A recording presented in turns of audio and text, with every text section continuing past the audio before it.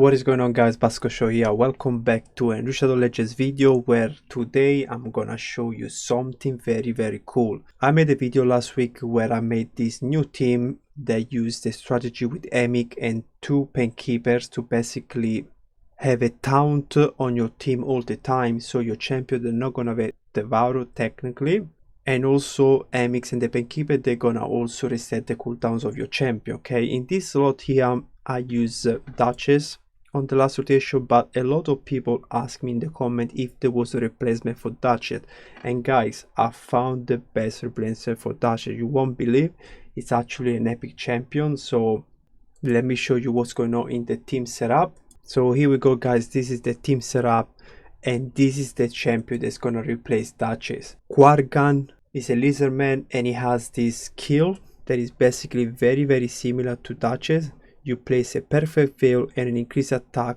on all allies that have more attack than defense. And if the allies have more defense than attack, he's gonna place block debuff for 1 turn and increase defense for 2 turns. So we're gonna ignore the second part. We're only gonna focus on the first one, that is basically perfect veil to counter the fear head and increase attack to boost the damage of a Trunda. Hopefully I said it right, Trunda. Apparently I was say Tundra is Trunda. I'm gonna get there, guys, don't worry. So I literally got this champion to 6-star today and I just got him a few brews to take him to level 20. At the moment I have these stats. I just got him a little bit faster than Emic, and the rest of the stat doesn't really matter except for resistance, and obviously you need to have more attack than defense because he actually placed the veil on himself. Yeah, I'm pretty sure about it. He plays the veil on himself, so he needs to have high attack. I'm gonna double check during the run, and then we're gonna have the Trunda. It's the same of last week, but I managed to roll the 20% attack on the boots, so I got an extra probably 250 or 300 attack. That's amazing. And the preset for Trunda is basically just prioritize the skill. And then we are Lydia. This, as you can see, I boosted attack a little bit, so now I have more attack. Obviously high resistance, you need to have more than 335, and she goes after the penkeepers. So just remember about the attack, speed and resistance, and you prioritize this skill all the time. Don't use this one because you can use this skill if something goes wrong. So you can put the block buff on a champion that is about to get the reflect damage or a cloud or something like that. So just block this skill and prioritize the A2. For Quargan, because we have in a reflex set, just prioritize this skill and block the A2. We don't need the shield, you don't need to heal up the champions. And then you're gonna also extend the buff on random ally by 1 turn. It's a 50% chance, but it's still not bad. And then we have Emic, same thing, we need to have a little bit more attack. He's the second faster of the team and he has high resistance. 335 is enough, I think, or 355 for normal mode. And yeah, it's gonna prioritize the A3 into the A2, and the penkeeper set up the same, A3 into the A2, this one as well. And just remember 355 resistance on both of them. They are just a little bit slower than Emic and they need to have higher attack. So I got higher attack here, higher attack here. They have the same speed and they have this one actually have a little bit less. So I need to boost the resistance of this penkeeper by probably 20, but the rest of the champion they have enough resistance. So this week I wanted to do hard mode, but basically Plarium didn't give us the free reset that happened at the start of every rotation for the Serious Intrano, so I was a bit disappointed. I wanted to rebuild my champion so I could do hard mode, but I'm gonna do normal mode this week again and I'm gonna showcase this epic. So let me show you the builds again before I start the run. We have Lydia in course set, and then we have Emic. I changed his build a little bit just because I have to give him more attack, and I managed to give him 7 pieces of protection and 2 pieces of stone skin just for the resistance. So I have to swap some of the pieces for attack. I don't know if it's gonna be strong enough for the Iron Twins. If not, I have to change the build. And then we have the penkeeper, then I need to change their builds. I need to build them in core set, but like I say, I don't want to spend millions. We don't have the free removal gear yet. So for now, I'm gonna keep them like that. I'm just gonna boost the banner a little bit so I can get close to 355, and I'm also gonna do the chest plate. And then tomorrow during the artifact event I'm gonna take them to level 16. So now I have over 355, perfect. And now let's talk about Quargan, the MVP of this week. So I was about to give books to my second Duchess, but I decided to book this champion because obviously I have plenty of epic books, but I don't have many legendary books. So this champion is perfect if you have this condition where you need to have more attack on everybody in order to get the veil and increase attack. And then we got him in 4 pieces of reflex. Is very important because that skill is on a photon cooldown, so you have to try and get a bit of reduction. And then we got it with 4 pieces of protection, but it's not mandatory the protection. I just put it because I could build him like that, and I got a chance that maybe they're not gonna get stripped. And yeah, I made him the fastest champion. These are the total stats, and these are with the bonus of the Hydra. So right, I'm ready to go, but I just want to say 2 things. The first one is that this is probably going to be one of my last time that I'm going to do normal mode, and the reason why is because I'm going to upgrade my area bonuses. This is going to be the last time that I'm going to have only +4 speed. I'm going to try and get all the way to level 10, so I'm going to have +20 speed. So it's going to be hard to showcase teams in the future because you're going to see high speed and I can't do anything about it. So I need more speed for hard mode, otherwise I can't keep up with the speed of my champion. So the team that I'm using now has plenty of speed for normal, but for hard mode I need more speed. I already done some testing and I'm not fast enough, so it's gonna be a bit hard to showcase budget builds for normal mode with all the stats that I'm gonna get from the other bonuses. And the second thing I have to mention is that I'm gonna do a bit of preset. I'm gonna show you how I'm gonna start the run, then I'm gonna press full auto after a few turns. So the new rotation is gonna be that I'm gonna just delay the Painkeeper's A3. I'm not gonna use it now, so I'm just gonna do the A2 now on both of them. I'm gonna place the decrease defense and weaken with Lydia, and then I'm gonna attack this head. We're gonna pop this one, and now just gonna use the 1, don't use the A2, so you got a chance to get the reflex on the A3. And then we're gonna use this skill, reset everything, more resetting from the Painkeeper, and then now we can nuke again with Tundra. I'm gonna attack this head, perfect. And now last things we gotta do is just delay this one. We're gonna use this skill first, and then we're gonna press auto and select the head that you wanna select. And basically that's all I'm gonna do from now on till the end of the run. And that's it guys, enjoy, and I'll see you at the end.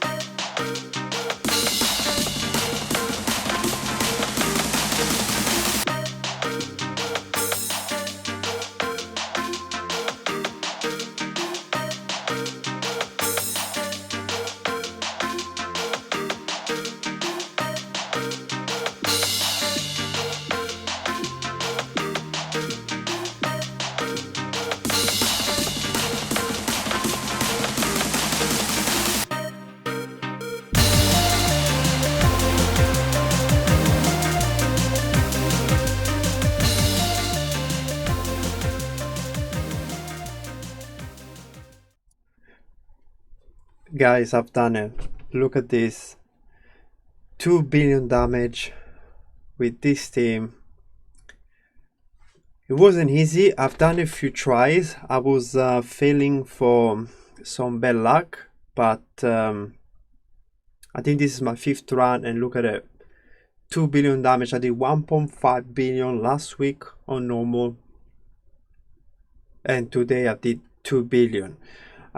It's literally like the same team, except this champion now has reflex, so he's putting basically the veil every 3 turns almost. I haven't copped many fears. I only got like a few times, was actually the normal fear, not the true fear. And some of the funny stuff happening in the team. I think my champion got provoked 4 times. I think 3 times Trunda and 1 time Penkeeper. So I lost the sync there. I have to stop the fight only once, because I was about to lose someone if Trunda would have nuke, because the Vrahead had the turn counter to 14 and the Penkeeper didn't have the unkillable, so I have to just use the one with Trunda once. But overall, I'm pretty satisfied with the run. Now my goal is to do this type of damage on hard mode, and I'm gonna start doing it for next week, because I'm gonna upgrade my speed to plus 20, and I'm gonna for sure do more damage. Even here, one big issue that I saw is that Trunda was so close to get a turn before the heads would respawn. So if this happened, he would have used the A3 when the heads were like all decapitated, and that would have given me extra damage, but he was doing it most of the time when 2 heads were alive and 2 heads were down. So speed is a big factor, and he's gonna help you a lot to make sure that the heads don't get a turn. Trunda hasn't got the value even once. It happened to me last night, but this time I managed to be in sync most of the time. And you know that you're in sync when your ally don't use the A1 often. They're always going to use the A3, A2, A3, A2. If you see that they start using too many at once, that means that the team is out of sync. My team went out of sync towards the end, but it wasn't a big deal. But if your team goes out of sync and you lose the unkillable, like it happened to me, and then one of your champion died, obviously Quargan can't revive them. So this champion is good. I'm gonna keep using it, but it's not a full replace for Duchess, because Duchess will protect my team with block debuff, so I wouldn't get the provoke. She will revive a champion if I would get in a lucky death, so you don't have to restart the run. But overall, I'd rather use an epic if I can instead of legendary champion, because legendary books are way more expensive than epic books. So guys, I'm gonna show you the build again real quickly, just in case I forgot something. And also I didn't show you the Trunda before when I show you the builds. So the total stats now are this one here. With the Hydra bonus I only get plus 4 speed, 20% your defense is a must if you wanna one shot the heads very consistently, and then I got resistant accuracy, that's more for nightmare. You don't need accuracy. I think you can land debuff with 150 accuracy, but resistant you need to be over 355, and 3% is real guys, so trying to get this number like 360, 370 for normal. If you're talking about hard mode, you need to be over 415 I think. And I managed to do this piece. That's the only difference from last week. So now I'm missing this one, and hopefully I can go back to 9k attack. And these were the same build for the rest of the champions.